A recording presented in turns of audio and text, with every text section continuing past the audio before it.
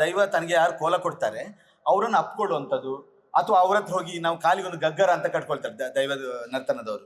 ಅದು ಬಹಳ ಭಾರ ಇರುತ್ತೆ, ಅದನ್ನು ಹೊಡ್ಕೊಳ್ತಾರೆ ಎದೆಗೆ, ಇಲ್ಲ ಬೆಂಕಿ ಹಚ್ಕೋತಾರೆ. ಯಾರು ನನಗೆ ಕೋಲ ಕೊಡ್ತಾರೆ ಅಂತ ಹೇಳುವಾಗ ಆಬ್ವಿಯಸ್ಲಿ ಅಲ್ಲ, ಈಗ ನಿಮ್ಗೆ ಅವ್ರು ಫೇವರ್ ಮಾಡುವಂತ ಯಾರು ಇದ್ರೆ ನಾವು ಅವರಿಗೆ ನಾವು ಥ್ಯಾಂಕ್ಸ್ ಇರ್ತೇವೆ. ಅದು ದೈವ ಕೂಡ, ದೈವ ಆ ಮೈ ಮೇಲೆ ಬರುವಾಗ ಅದು ಪಂಜುರ್ಲಿ ಅಥವಾ ಇನ್ನೊಂದು ದೈವ ಬಂದಿರುತ್ತೋ, ಆವಾಹನೆ ಪೂರ್ತಿ ಆಗಿರುತ್ತೋ ಗೊತ್ತಿಲ್ಲ, ಬಟ್ ಅವನು ಭಾವ ತೀವ್ರತೆಗೆ ಒಳಗಾಗಿರ್ತಾನೆ, ಅವನು ಟ್ರಾನ್ಸ್ ಸ್ಟೇಜಿಗೆ ಹೋಗಿರ್ತಾನೆ. ನೀವಷ್ಟು ಈಗ ನಾವು ಮಾತಾಡ್ತಾ ಇರುವಾಗ ಯಾವುದೊಂದು ಕೆಲಸ ಮಾಡಿದಾಗ ಯಾರೋ ಡಿಸ್ಟರ್ಬ್ ಮಾಡಿದಾಗ ನಮಗೆ ಏನೋ ಮಾತಾಡಿದ್ರೆ ನಮಗೆ ಡಿಸ್ಟರ್ಬ್ ಆಗುತ್ತೆ ಅಲ್ವಾ, ಬಿಕಾಸ್ ಅದು ನಾವು ಭಾವ ತೀವ್ರತೆಗೆ ಒಳಗಾಗಿರ್ತೇವೆ, ನಾವು ಕೆಲಸದಲ್ಲಿ ಅಷ್ಟು ಇನ್ವಾಲ್ವ್ಮೆಂಟ್ ಆಗಿರ್ತೇವೆ. ಯಾರೋ ಡಿಸ್ಟರ್ಬ್ ಮಾಡಿದಾಗ ನಮಗೆ ಅದು ಇರಿಟೇಟ್ ಆಗುತ್ತೆ. ಇಲ್ಲೂ ಕೂಡ ಅಷ್ಟೇ. ಅಥವಾ ಅವನ ಕೆಲಸ ಏನು, ಆ ದೈವನರ್ತಕ ಅಥವಾ ನಲಿಕೆಯವರು ಅಂತ ಹೇಳ್ತೇವೆ ನಾವು, ಅವನ ಕೆಲಸ ಏನು, ಅದ್ಭುತ ರೀತಿಯಲ್ಲಿ ಪ್ರದರ್ಶನ ಮಾಡೋದು. ಅವನು ದೈವಕ್ಕೆ ಅವನು ಚಾಕ್ರಿಯ ಅಂತ ಹೇಳ್ತಾನೆ, ದೈವದ ಕೆಲಸ ಮಾಡುವ ಅಂತ ಹೇಳ್ತಾನೆ. ಅವನ ಕೆಲಸದವನು ಪರಿಪೂರ್ಣತೆ ಸಾಧಿಸಬೇಕಾದ್ರೆ ಅವನು ಟ್ರಾನ್ಸ್ ಸ್ಟೇಜ್ಗೆ ಹೋಗ್ತಾನೆ. ದಿಸ್ ಟ್ರಾನ್ಸ್ ಸ್ಟೇಜ್ ಏನು ದೈವಾರಾಧನೆ ಕಲ್ಪನೆ ಇರೋದು ಶಮನಿಸಮ್. ಅದು ಸೈಬೀರಿಯಾ ದೇಶದಿಂದ ಆರಂಭವಾಗಿರೋದು, ನಮ್ಮ ಕರಾವಳಿಯಲ್ಲಿ ಆರಂಭವಾಗಿರೋದಲ್ಲ. Siberia, Norway, Mexico, African country, ಇಲ್ಲೆಲ್ಲ ಶಮನಿಸಮ್ ರೀತಿಯಲ್ಲಿ, ದೈವಾರಾಧನೆ ರೀತಿಯಲ್ಲಿ ಯಾವುದೋ ಒಂದು ಶಕ್ತಿಗಳು ಮೈ ಮೇಲೆ ಆವಾಹನೆ ಆಗಿ ಅವನು ಭೂತ ಮತ್ತು ಭವಿಷ್ಯತ್ತಿನ ವಿಚಾರವನ್ನು ಹೇಳ್ತಾನೆ ಟ್ರಾನ್ಸ್ ಸ್ಟೇಜಲ್ಲಿ. ಹೆಚ್ಚಿನ 80 to 90% ಸತ್ಯ ಆಗಿರುತ್ತೆ ಅವನು ಹೇಳುವಂಥದ್ದು, 100% ಅಲ್ಲದಿದ್ರು. ಸೊ ಅದೇ ಭೂತ ನರ್ತನ ಸಮಯದಲ್ಲಿ ಅದೇ ಆಗ್ತಾ ಇದೆ. ಅವರು ಭಾವ ತೀವ್ರತೆಗೊಳಗಾಗಿ, ಅವರು ಭಾವಾವೇಶಕ್ಕೊಳಗಾಗಿ ಅಲ್ಲಿ ಕುಳಿತಾರೆ, ನರ್ತನ ಮಾಡ್ತಾರೆ. ಆ ನರ್ತನ ಸಮಯದಲ್ಲಿ ಏನು ಮಾಡ್ತಾರೆ ಅವರು, ತನಗೆ ಇವನ ಕೋಲ ಕೊಟ್ಟಿರೋದು, ಇವನ ಹರಕೆ ಕೊಟ್ಟದ ಅವನು ಅಪ್ಕೊಳ್ತದೆ. ಕಲ್ಲಿನ ಮೂರ್ತಿ ಅಪ್ಕೊಳ್ಳಿಕ್ಕೆ ಆಗುದಿಲ್ಲ, ಮನುಷ್ಯ ತಾನೇ, ಅವನು ಪ್ರಕಟ ಮಾಡ್ತಾನೆ. ಆ ಪ್ರಕಟ ಮಾಡಿದ್ರೆ ಏನು ತಪ್ಪಿಲ್ಲ ತಾನೇ. ಈಗ ನೀವು ಯಾರಿಗೂ ಒಂದು ಕೋಲ ಕೊಡ್ತೀರಿ ಅಂತ ಹೇಳುವಾಗ ದೈವ ನಿಮ್ಗೆ ಆಶೀರ್ವದಿಸ್ಬೇಕಲ್ಲ. ಆ ದೈವ ನರ್ತನ ಮಾಡಿದವನು ಅದನ್ನು ತೋರಿಸ್ತಾನಷ್ಟೇ. ಅದು ಯಾಕೆ ತಪ್ಪಾಗುತ್ತೆ? ಯಾಕೆ ಮಡಿಲಲ್ಲಿ ಅವನು ಇರಬಾರ್ದು?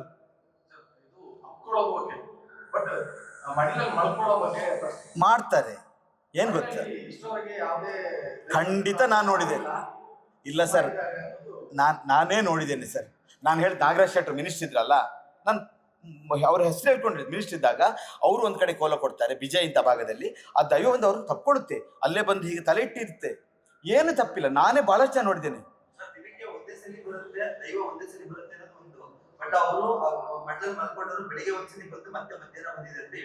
ಅಲ್ಲ ಹಾಗಲ್ಲ, ಅದು ಇಸ್ ಎ ಪ್ರಾಸೆಸ್.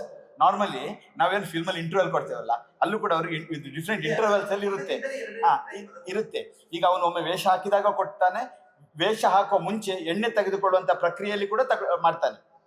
ಎಣ್ಣೆ ತೆಗೆದುಕೊಳ್ಳುವ ಪ್ರಕ್ರಿಯೆಯಲ್ಲಿ ಕೂಡ, ಹೌದು, ಮುಕ್ಕಾಲು ಮೋಜುಗಳಿಗೆ ಅಂದ್ರೆ ಅದೊಂದು ಮಾತಷ್ಟೇ. It is not exactly what it is. ನೀವು ಡೆಫಿನೇಷನ್ ಕೊಡೋಕ್ಕಾಗಲ್ಲ. ಮುಕ್ಕಾಲು ಮೋಜುಗಳಿಗೆ ತುಳು ವರ್ಡ್ ಅದು. ಆ ಸಮಯದಲ್ಲಿ ಒಂದು ಕೆಲವು ಕ್ಷಣಗಳಷ್ಟೇ ಟೈಮಲ್ಲಿ ಅವನು ವೈಬ್ರೇಷನ್ ಆಗುತ್ತೆ. ನೀವು ಕೂಡ ಅದನ್ನು ಪ್ರಾಕ್ಟೀಸ್ ಮಾಡಿದ್ರೆ ಆ ಸ್ಥಿತಿಗೆ ಹೋಗ್ಬೋದು. ನಾವೇನು ಸಮಾಧಿ ಸ್ಥಿತಿಗೆ ಹೋಗ್ತೇವಲ್ಲ, ಇಟ್ಸ್ ಎ ಪ್ರಾಕ್ಟೀಸ್. ಅವನೇನು ಅಲ್ಲಿ ಬಂದ ಕೂಡಲೇ ನರ್ತನ ಶುರು ಮಾಡಲ್ಲ, ಅವನು ಎಷ್ಟೋ ದಿನ ರಿಹರ್ಸಲ್ ಮಾಡಿರ್ತಾನೆ. ಅವನ ಹಿರಿಯರ ಹತ್ರ ಆ ಕಟ್ಟಳೆಗಳನ್ನ, ಆ ಸಂಪ್ರದಾಯಗಳನ್ನ ಅವನು ಕಲ್ತ್ಕೊಂಡು ಅದನ್ನು ಪ್ರಾಕ್ಟೀಸ್ ಮಾಡಿ, ರಿಹರ್ಸ್ ಮಾಡಿ ಬಂದು ಅದರ ಮುಂದೆ ನಿಂತಾಗ ಮೇ ಬಿ ಆ ಶಕ್ತಿ ಅವನಲ್ಲಿ ಆಹ್ವಾನ ಆಗುತ್ತೆ. ಬಟ್ ಅದು ಅವನಿಗಷ್ಟೇ ಗೊತ್ತು. ನಾವೇನು ಎಕ್ಸ್ಪ್ರೆಸ್ ಮಾಡ್ಬೋದು, we can express only hour ಭಕ್ತಿ ಅಷ್ಟೇ ಎಕ್ಸ್ಪ್ರೆಸ್ ಮಾಡ್ಬೋದು. ಅದು ಸತ್ಯನೋ ಸುಳ್ಳು ಅವನಿಗಷ್ಟೇ ಗೊತ್ತು, ಬಟ್ ನಂಬಿದಂಥ ಭಕ್ತರಿಗೆ ಗೊತ್ತು ಅವರ ಆಸೆ ಈಡೇರಿದಾಗ. ಬಟ್ ನೀವು ಹೇಳೋ ಥರ ಆ ಮಡಿಲಲ್ಲಿ ತಲೆ ಇಟ್ಕೊಳ್ಳೋದು, ಬಿಕಾಸ್ ನಾನು ನಿನ್ನ ನೋಡ್ಕೊಳ್ತೇನೆ, ನಿನ್ನ ರಕ್ಷಣೆಗೆ ನಾನಿದ್ದೇನೆ. ಅದು ನಾವು ಹೇಳ್ತೇವೆ, ನಮ್ಮ ದೈವಗಳು ನಮ್ಮನ್ನು ತಾಯಿ ತಂದೆ ರೀತಿಯಲ್ಲಿ ನಮ್ಮನ್ನು ಸಲಹುತ್ತೆ ಅಂತ ಹೇಳ್ತಾರೆ. ಈಗ ರಿಷಬ್ಬಿಗೆ ಬಂದಿರೋ ಕಮೆಂಟ್ಸ್ ನೋಡಿದ್ದೀರಾ ನೀವು? ಅವರ ಕಮೆಂಟ್ ಸೆಕ್ಷನ್ ಅಲ್ಲಿ ಹೋಗಿ ನನ್ನ ಕೊರಗಜ್ಜನ ಯೂಟ್ಯೂಬ್ ಸಾಂಗಿನ ಕಮೆಂಟ್ ಕೂಡ ಹೆಚ್ಚಿನ ಇದರಲ್ಲಿ ರಿಷಬ್ನ ವಿರುದ್ಧವಾಗಿ ಕಮೆಂಟ್ ಆಗ್ತಾ ಇದ್ದಾರೆ. ಅಫ್ಕೋರ್ಸ್ ಒಂದು ತಾಯಿಯಾಗಿ ಅವರಿಗೆ ನೋವಾಗಲ್ವಾ? ಈಗ ದೈವವನ್ನು ನಾವು ತಾಯಿ ಅಥವಾ ತಂದೆ ಸ್ಥಾನದಲ್ಲಿ ನೋಡುವಾಗ ಅದು ಹೇಳ್ತದೆ, ನಾನು ನಿನ್ನ ತಾಯಿ ತಂದೆ ರೀತಿಯಲ್ಲಿ ನಿನ್ನನ್ನು ರಕ್ಷಣೆ ಮಾಡ್ತೇನೆ, ನಿನ್ನನ್ನು ಸಮಾಧಾನ ಮಾಡ್ತೇನೆ ಅಂತ ಹೇಳುವಾಗ ಆಬ್ವಿಯಸ್ಲಿ ಅದಕ್ಕೊಂದು ತನ್ನ ಮಗುವಿಗೆ ಈ ಥರ ಆಗುವಾಗ ಅದಕ್ಕೆ ನೋವಾಗಿರ್ಬೋದು. ಅದು ಹೇಳ್ಬೋದು, ನಾನು ನಿನ್ನ ಕಣ್ಣಲ್ಲಿ ಇನ್ನು ಕಣ್ಣೀರಾಗುವುದನ್ನು ನಾನು ನಿಲ್ಲಿಸ್ತೇನಂತ. ಬಿಕಾಸ್ ಅದು ನನಗೂ ಹೇಳಿದೆ. ನಾಳೆ ನೀವು ಯಾವ್ದಾದ್ರು ಒಂದು, ಯಾಕಂದ್ರೆ ದಿಸ್ ಎಕ್ಸ್ಪೆನ್ಸಿವ್ ಪ್ರೋಸೆಸ್. ದೈವ ಅಂತ ಈಗ ನಮ್ಮ ಮಂಗಳಾರತಿ ಆದ್ರೆ ಒಂದು 10 ರೂಪಾಯಿ ಕೊಟ್ಟರೆ ದೇವಸ್ಥಾನ ಅರ್ಚನೆ ಮಾಡಿಬಿಡ್ತಾರೆ, ಅಥವಾ ಬಟ್ ಇಟ್ಸ್ ಒಂದು ಲಕ್ಷಾಂತರ ರೂಪಾಯಿ ಖರ್ಚಾಗುವಂಥ ಒಂದು ಪ್ರಕ್ರಿಯೆ. ಸೊ ಯಾರಾದರೂ ಕೋಲ ಸೇವೆ ಮಾಡುವಾಗ ನಿಮ್ಗಳ ಅನುಭವಕ್ಕೂ ಕೂಡ ಬರುತ್ತೆ. ದೈವ ನಿಮ್ಮನ್ನೇ ಕಾನ್ಸಂಟ್ರೇಟ್ ಮಾಡಿ, ನಿಮ್ಮ ಕೈ ಇಟ್ಕೊಂಡು, ನಿಮ್ಮ ಎದೆ ತಟ್ಕೊಂಡು, ನಿಮ್ಮ ಭುಜ ತಟ್ಕೊಂಡು ತಪ್ಕೊಂಡು ನಿಮ್ಮನ್ನು ಸಮಾಧಾನ ಮಾಡ್ತೇನೆ, ನಾನು ರಕ್ಷಣೆ ಮಾಡ್ತೇನೆ ಅಂತ ಹೇಳುತ್ತೆ. ಅದ್ರ ರಿಷಬ್ಗೇನು ಹೊಸದಲ್ಲ ಅದು. ಇದೀಗೇನು ಆ ಭಾಗದ ಜನರು, ಒಂದಷ್ಟು ಜನ ರಿಷಬ್ನ ವಿರುದ್ಧವಾಗಿದ್ದಾರೆ. ಅದು ಯಾಕಂದ್ರೆ ನಂಗೆ ಇನ್ನೂ ಗೊತ್ತಿಲ್ಲ. ರಿಷಬ್ ಒಂದು ಮಟ್ಟಕ್ಕೆ ಇವತ್ತು ನಾನು ನನ್ನ ಬಹುತೇಕ ಹೇಳಿ ಅದು ಏನಕ್ಕೆ ವಿರುದ್ಧವಾಗಿದ್ದಾರೆ ಅಂದ್ರೆ ಅಲ್ಲಿ ನಂಬೋ ನಂಬಿಕೆಯನ್ನ ಕೆಲವರು ಅಪಹಾಸ ಮಾಡ್ತಾ ಇದ್ದಾರೆ. ಅಪಹಾಸ್ಯ ಯಾವ್ದಕ್ಕೆ ಮಾಡಲ್ಲ ಸರ್, ಎಲ್ಲದಕ್ಕೂ ಮಾಡ್ತಾರಲ್ವಾ. ಇವಾಗ ಅಲ್ಲಿ ಅವ್ರ ನಂಬಿಕೆಗೆ ಧಕ್ಕೆ ಬರ್ತಾ ಇದೆ. ಬೀದಿಗಳಲ್ಲಿ ಕುಡಿಯೋದು, ಸ್ಟೇಜ್ಗಳಲ್ಲಿ ಕುಡಿಯೋದು, ಅದೊಂಥರ ಅದಕ್ಕೆ ದೈವಕ್ಕೆ ಮಾಡಿದ ಅಪಮಾನ. ಈಗ ಉತ್ತರ ಭಾರತದಲ್ಲಿ ಡೆಲ್ಲಿ ಭಾಗದಲ್ಲಿ ರಾಮನವಮಿ ಮಾಡ್ತಾರೆ. ರಾಮನವಮಿ ಟೈಮಲ್ಲಿ ಹನುಮಂತನ ವೇಷನು ರಸ್ತೆಯಲ್ಲಿ ಹೋಗುತ್ತೆ, ರಾಮನ ವೇಷವನ್ನು ಎಲ್ಲಿ ಹೆಂಗೆ ನಿಲ್ಲಿಸ್ತೀರಾ? ಜನ ಅಪಹಾಸ್ಯ ಮಾಡೋದು ಅಥವಾ ನಿಂದನೆ ಮಾಡೋದು ಅದು ಸಮಾಜದಲ್ಲಿ ಒಂದು ಭಾಗ, ಅದನ್ನ ನಾವು ಆಕ್ಸೆಪ್ಟ್ ಮಾಡೋಕ್ಕಾಗಲ್ಲ. ಈಗ ನಿಮ್ಗೆ ಯಾರಾದ್ರೂ ಅಪಹಾಸ್ಯ ಮಾಡಿದ್ರೆ ನಿಮ್ಗೆ ನೋವಾಗಲ್ವಾ?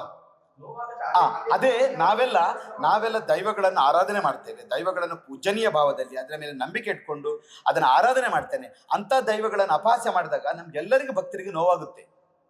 ಅದನ್ನು ಯಾರು ನಾವು ಸಪೋರ್ಟ್ ಮಾಡಲ್ಲ. ನಾನು ಹೇಳ್ತೇನೆ, ನೀವು ದೈವಕ್ಕೆ ನಿಂದನೆ ಅಥವಾ ಅಪಹಾಸ್ಯ ಮಾಡ್ಲಿಕ್ಕೆ ಹೋಗ್ಬೇಡಿ, ಭಕ್ತಿ ತೋರಿಸಿ. ಇಲ್ಲ ಈಗ ನಾಸ್ತಿಕರು ಆಸ್ತಿಕರು ಎಲ್ಲ ಕಡೆ ಇರ್ತಾರಲ್ವಾ, ನಮ್ಮ ದೈವಕ್ಕೆ ಮಾತ್ರ ಅಲ್ಲ, ನಿಮಗೂ ಗೊತ್ತಿರ್ಬೋದು. ಯಾವುದೇ ದೇವರ ನಂಬದವರು ಒಂದು ಅಷ್ಟು ಜನ ಇದ್ದಾರೆ, ದೇವರ ಇರುವಿಕೆ ಬಗ್ಗೆ ಇಲ್ಲ ಅಂತ ಹೇಳೋರು ಇದ್ದಾರೆ. ಅವರು ಸಮಾಜದಲ್ಲಿ ಬೆಳ್ಕೊಂಡು ಹೋಗ್ತಾರೆ. ಎಷ್ಟೋ ಜನ ಅದರಲ್ಲಿ ದೊಡ್ಡ ಸಾಧನೆ ಮಾಡಿದ್ರು, ದೇವರು ಇಲ್ಲ ಅನ್ನೋಂಥವ್ರು ಸಮಾಜದಲ್ಲಿ ಸಾಧನೆ ಮಾಡಿದ್ದಾರೆ.